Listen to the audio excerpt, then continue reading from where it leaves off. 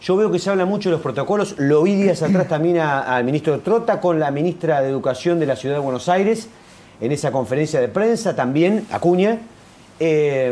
Hablar de protocolos, pero no me queda del todo claro en qué consisten los protocolos.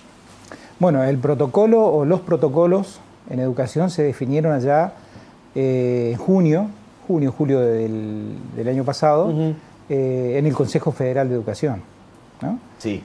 A partir de ahí se establece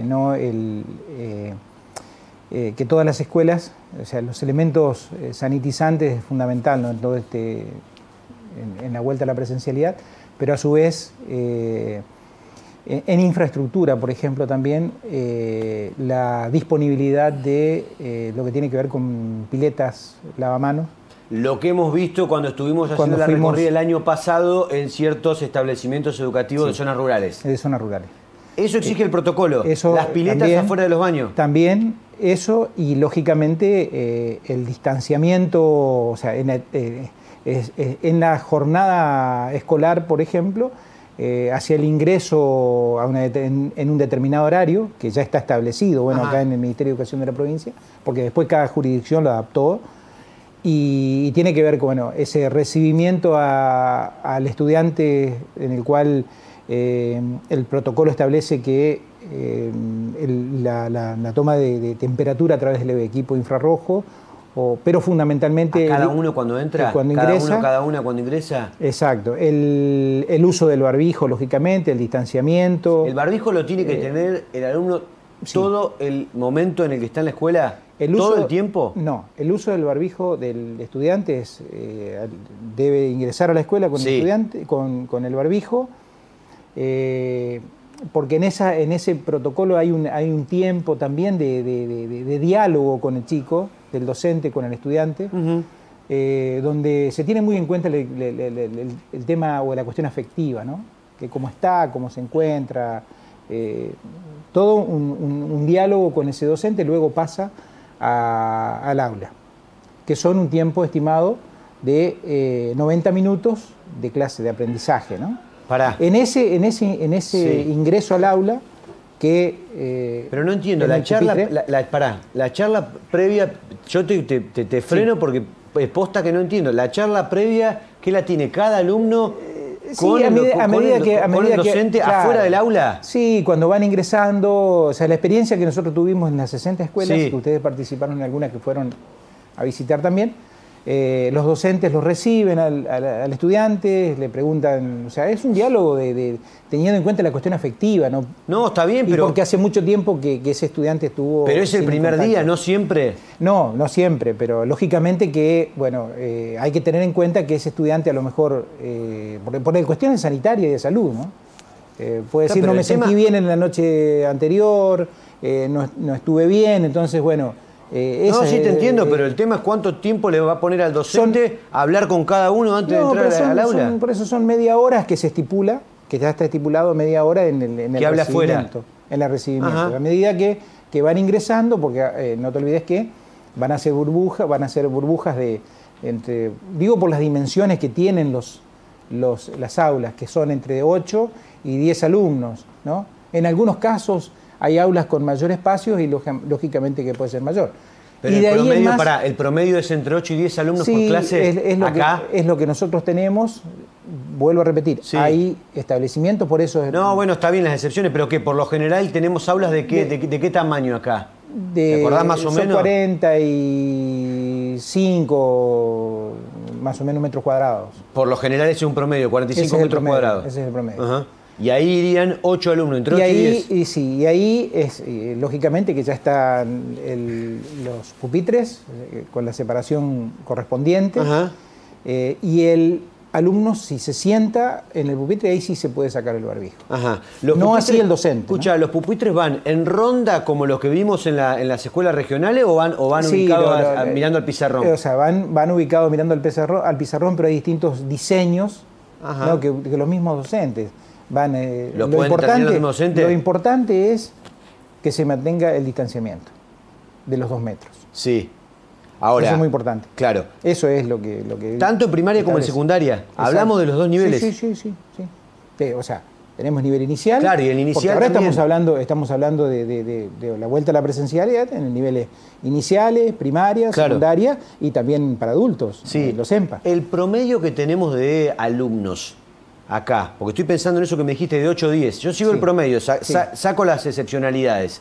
Estamos hablando de 30 alumnos por clase. 25, 30.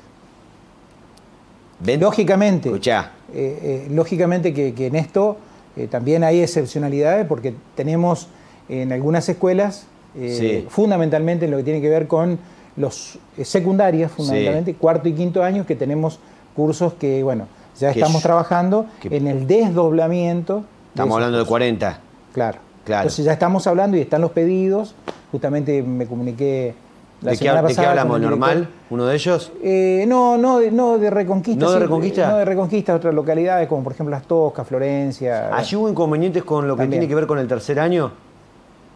Y esa especie como de filtro, si se quiere, que era el tercer año y que me armaba la cantidad del paso a cuarto y quinto. Claro, ¿sabés cuál es la cuestión? Que generalmente los desdoblamientos se están dando en primero, segundo, tercero y después se achica, diríamos, se da el cuello. No sé si me explico. Después todos se juntan en un cuarto y quinto año. Claro. Entonces, en 1 o 2 cursos. Y ahí es donde se bueno, da pero el volumen, ¿y qué pasó ¿no? ahora en Las Toscas, en estos casos que me tirás como ejemplo? ¿No sucedió ese desdoblamiento?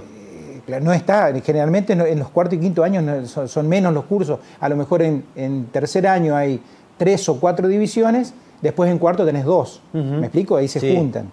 Por eso es que es mayor. Tal cual. Y en este año que los chicos pasaron, diríamos, van al ciclo o al año siguiente, diríamos, ¿no?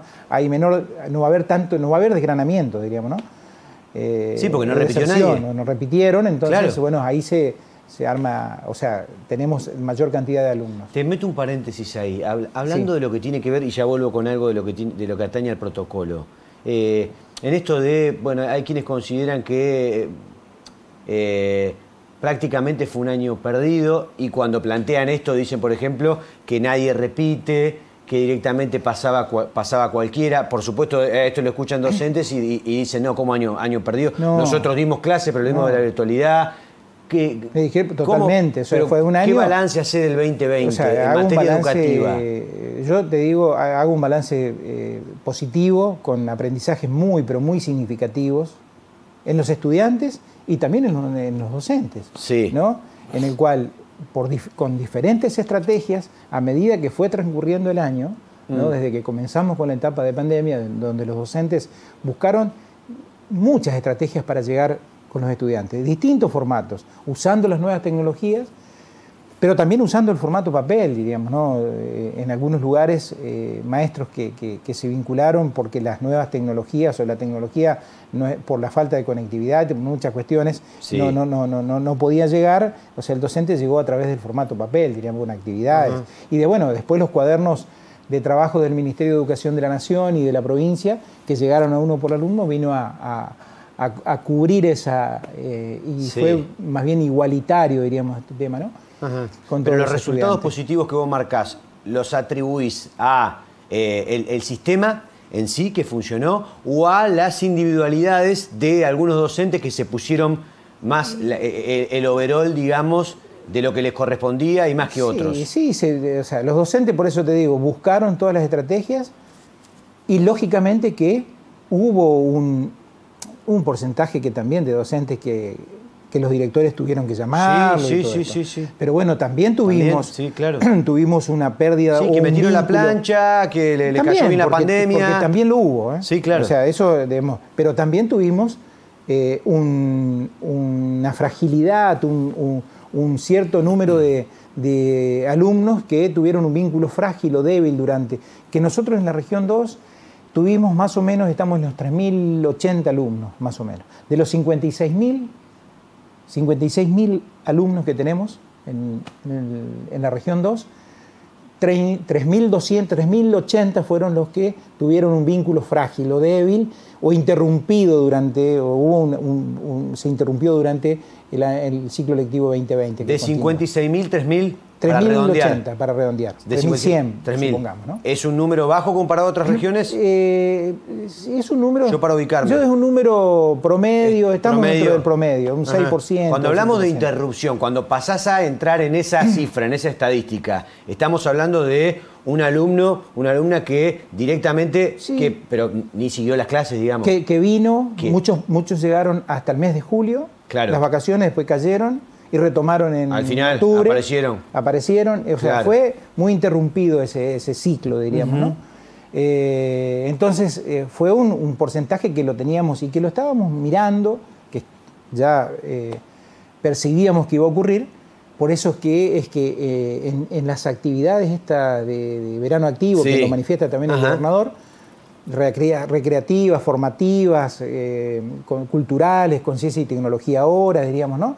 Donde hubo docentes que en todo el territorio donde fuimos a buscar a esos 3.200 alumnos, 3.080 o 3.100 alumnos. Fuimos porque ya tenemos, o sea, nombre y apellido, de qué localidad son, a qué escuela van. Entonces, nosotros en la región 2, de esos 3.200, recuperamos o ya visitamos alrededor de 2.700. ¿Pero que fueron a buscar individualmente, uno por uno, a los 3.000? Sí, porque se hizo un trabajo. La verdad que acá también es agradecer el trabajo que hicimos en conjunto con todas las comunas y los municipios de la región, ¿no? Donde ellos dispusieron de su personal, trabajadores sociales, trabajadores de la cultura, nos ayudaron y junto con los profes de educación física que estaban en cada una de las localidades, con ese listado de ese alumno, nombre y apellido, sabíamos dónde vivían, se los fue a buscar, se los convocó a las actividades recreativas, muchos participaron, otros no. Roberto, vuelvo a lo que tiene que ver con... Lo que digo para cerrar un poquito con esto es que con esas actividades nosotros ya prácticamente nos aseguramos que el día 15 de marzo, cuando comience el ciclo lectivo 2021, esos alumnos estén en la escuela. ¿Por qué te asegurás? Sí, porque bueno, los convocamos, los invitamos. ¿Qué pasa si hay padres que no quieren mandar a sus hijos por esta situación y que dicen, a ver si... No, pasó. El año pasado, en las escuelas estas que volvieron a presencialidad, tuvo padres en distintas localidades que esperaron, observaron, porque, bueno, por su preocupación y porque tenían miedo, y bueno, después cuando, al transcurrir los días, cuando vieron que estábamos frente a una escuela segura, que sus chicos estaban seguros en la escuela, bueno, lo decidieron. De todas maneras, Roberto, sos consciente que lo que sucedió el año pasado, y que obvio que es buenísimo, porque además sirve para lo que se viene, claro, como experiencia, está lejos de, en materia de magnitud, lo que se les viene ahora. No, digo, en cuanto a lo que fue la prueba en estas escuelas y en alguna a nivel rural, a lo que se viene ahora, claro. Es un mundo. Totalmente, porque fueron escuelas rurales, ciudades, localidades de menos de 7.000 habitantes, pero una experiencia. Obvio. Una experiencia que nos permite a nosotros, tener la confianza, la seguridad. Y no arrancar tan frío ahora con esto que se viene. Compartir esa experiencia entre los docentes también. Ahora, vos me decías, entre 8 y 10 es más o menos el promedio de lo que está habilitado por distanciamiento en un aula promedio que me decías de 40 y algo de metros cuadrados. ¿Está? Sigo con esos números. Hablando de 30, con los números que vos me das, tenemos que hablar de 3 grupos. Y sí, porque si no me voy a 15 y 15. Sí. Por eso es en un ejemplo de 30. Escuchá, eso no me cierra. ¿Cómo van a hacer? ¿Cómo hacen? Con un mismo docente o con la misma cantidad de docentes para darle clases por triplicado. Por eso se habla y estamos trabajando sobre la metodología o el formato. O sea, olvidémonos de la escuela del 2019, diríamos, ¿no? Es una escuela con un formato alternado, es decir, grupos de una semana en la escuela. Y el otro grupo, esa semana en la casa, ¿no? Con actividades, pero ya no van a ser actividades virtuales. Ya el docente no va a trabajar en la virtualidad. Yo voy una semana, yo formo parte de ese curso de 30. A mí me tocó la semana 2, ponele, por mi apellido. ¿Eso cómo se va a determinar? ¿Por orden alfabético? Sí, bueno, ya por eso las escuelas ya tienen la autonomía para organizar. Cada escuela tiene autonomía para determinar de la manera en la que quiera. Incluso hay escuelas ya en estos momentos que están trabajando y que ya tienen organizados los grupos, las burbujas, e incluso directores que ya con sus asistentes escolares están midiendo el tiempo que tardan y que los chicos, porque los chicos van a tener esa hora de clases y después van a tener recreo, media hora. Sí. Y en ese recreo de media hora los asistentes escolares tienen que ir a limpiarlos o con la valerina. ¿Y los chicos qué van a hacer en los recreos? Bueno, en los recreos se está pensado, porque también hay áreas especiales, estamos hablando de educación física, artística, bueno, en esa hora de recreo, esas áreas especiales estarían haciendo el trabajo con los chicos, recreativas también, ¿no? ¿Cómo, en el recreo? ¿En la media hora de recreo yo tengo educación física? O sea, no hablemos de la educación física, pero bueno, hay profesores de educación física que van a cumplir también esa tarea con los chicos, ¿no? en esa media hora. Claro, y los tamaños de los patios de los establecimientos escolares, digo, en general, ¿da? Sí, tenemos, o sea, en la mayoría de las escuelas de mucho espacio, diríamos. ¿Qué pasa con el tema de la ventilación cuando se venga ahora las bajas temperaturas? Bueno, ese es un tema, pero, a ver, yo creo que no va a haber ningún tipo no va a haber inconveniente, digamos, ¿En cuanto a qué, se va a Roberto? Ventilar, lógicamente que las bajas temperaturas tenemos el receso en el mes de julio también, o sea, en eso yo no veo inconveniente, no veo problema. Escuchá. Sí, en algunos casos, que por eso es que algunas escuelas, es la falta de ventilación, no sé si me explico, ¿no? La falta de ventilación en algunas escuelas. Por eso es que hicieron el pedido, muchas de las escuelas, además de las piletas lavamanos, además de poner en condiciones las altas temperaturas y no poder tener... además de los sistemas de agua, también pidieron ventanas para las ventilaciones, mayor ventilación en los salones, diríamos, ¿no? Eso también se está trabajando. Volviendo a lo que me decías del proceso. Entonces yo voy una semana y me dan tarea para hacer la semana 2 y la semana 3. Claro. Y yo vuelvo la semana 4. Exactamente. Siendo el grupo 1, digamos. Pero hay experiencia, Rodri, en escuelas como, por ejemplo, las escuelas de la familia agrícola. Ajá. Son escuelas así funcionan. Funcionan con un periodo más largo, que pueden ser 15 días. ¿Pero cuántas tareas te dan para meter 2 semanas sin ir?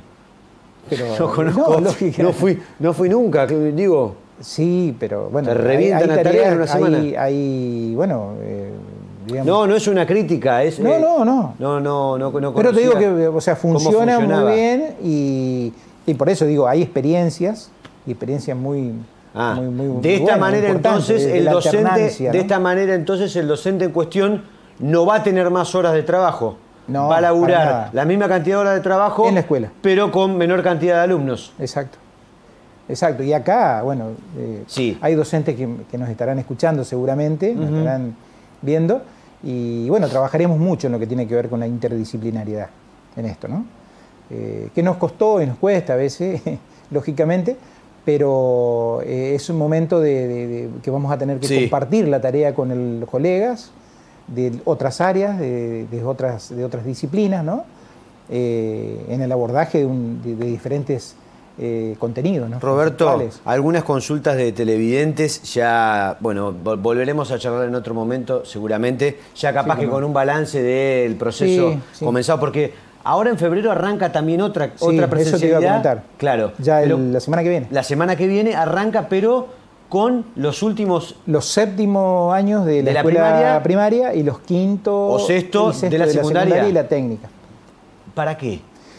Porque son los cursos que están cerrando los niveles, diríamos, ¿no? Porque han quedado estudiantes que hay que convocarlos, de esos séptimos que van a pasar al primer año, para cerrar el nivel y para cerrar el año.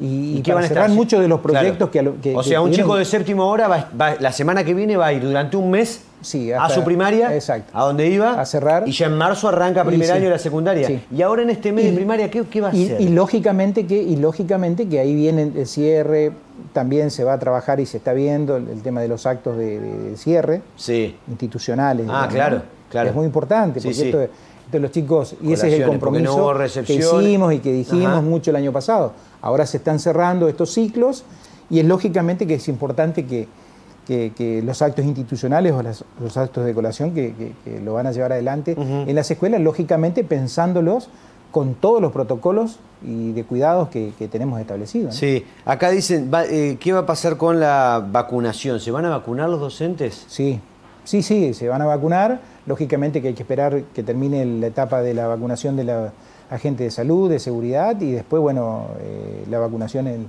en los docentes también. Roberto, ¿qué pensás? Bueno, estuviste ayer en el acto en cuestión. ¿Qué pasa con esta destitularización de estos docentes que hicieron el reclamo correspondiente ayer en la Casa del Bicentenario? Sí, yo diría no destitularización, titularización que fue nula. ¿Por qué? No, fue nula porque fue observada por Fiscalía de Estado desde su momento. Ahora yo los recibí a esta docente que estuvo ayer, a esta persona. ¿A Sonia? La recibí junto con otras docentes más y bueno, también representado por Edgardo Cretaz, fue en su momento por ANSAFE. Sí. Estuvimos charlando, yo recibí un petitorio que hicieron, envié lógicamente, después ellos, cada uno hicieron una presentación y está más allá, o sea, enviamos jurídica del Ministerio de Educación y no depende de mí si lo que se avala, diríamos, ¿no? Sino enviamos todo el pedido que ellos hicieron. Ahora yo, en forma personal, esto que se lo he planteado en su momento en la mesa de diálogo con ellos, soy docente y ¿por qué digo muchos docentes que cumplen las normativas, que son reemplazantes, que están esperando titularizar, otros que titularizaron y cumplieron con todas las etapas, ¿no? ¿Y por qué, por ejemplo, otros que cumplen con las normativas también, que hicieron proyectos, titularizaron luego, y por qué otros no? Y por qué otros van a titularizar sin siquiera haber hecho la carrera docente. Eso es lo que yo me pregunto, ¿no? Entonces, yo creo que esto no estuvo bien, no está bien. Lógicamente que esa titularización fue nula. Se está planificando un nuevo esquema de titularizaciones, como corresponde, con todos los procesos, y que tengan posibilidades también aquellos docentes que son reemplazantes y que son a lo mejor interinos, que tengan la posibilidad también de concursar, Roberto, y puedan llegar a la titularidad. Yo titularicé en el año 2019, en el profesorado del Instituto 4, como muchos colegas que cumplimos con todas las etapas de presentación de proyectos, defensa del proyecto escrito, defensa de lo presencial, y después titularizamos. Y eso no fue observado. Roberto, gracias por venir. Gracias, Rodrigo. Y bueno, quería decirte que hoy cumplo un año al frente de la delegación. Y el tipo agarraba y decía, si ya lo sabíamos, por eso te invitamos justamente hoy acá. La verdad que mirá vos, un año ya. Un año, justamente, a la tarde nos acordábamos y mis compañeros de trabajo ahí de la delegación me hacían acordar porque la verdad que pasó rápido y bueno, quiero aprovechar para agradecerles a todos ellos, a Olga, a Georgie, a Jorge, a todos los chicos de administración. La verdad que hay un grupo humano espectacular, ¿no? de un compromiso interesante y que eso hace y facilita la tarea, ¿no? Que no es fácil en estos tiempos de pandemia, y ahora, como bien dijiste vos, nos toca una etapa que tenemos que trabajar mucho, estar muy atentos y acompañar mucho a los directivos y a los docentes. Así que... Roberto, gracias por venir y bienvenido cuando quieras. Bueno, muchas gracias y gracias por invitarme siempre y bueno, muy amable. A disposición siempre.